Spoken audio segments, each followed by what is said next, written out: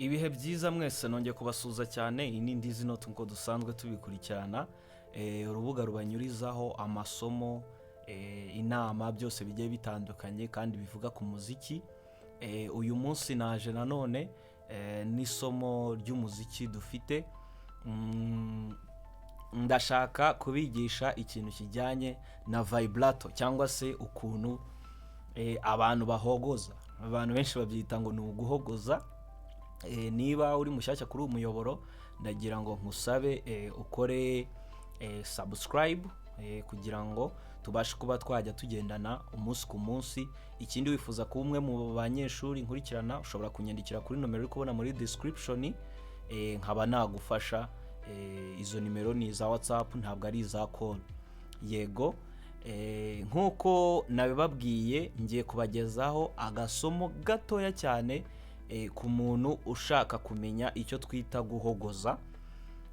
Hari abantu benshi bagiye babinsaba, babimbaza, bifuza kubimenya. Uyu munsi naje kugira ngo noneho icyo twita guhogoza ucyumve.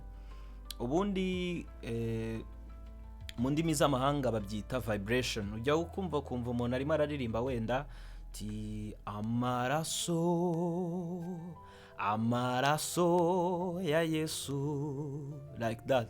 Urumva ni vibration. Raso ya Yesu, ijwi ntirize bisanzwe. Amaraso ya Yesu bikora bite rero? Ni ukuvuga ngo ndashaka guha step ahangaha ugomba kugenda ukurikizaho. Step ya mbere, banza uhaminge a. Step ya kabiri, kurikizaho a. Step ya gatatu, kurikizaho a. Step ya kane a. Ujye ukoresha intoki kugira ngo ntukoreshe umunwa. Hari abantu bankiba ngo akaba ariko bakora. Kuvuga ngo urakoresha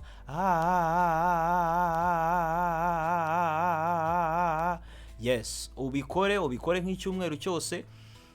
Tuzabona ni mu cyumweru gitaha uri kumbwira yuko byakunze.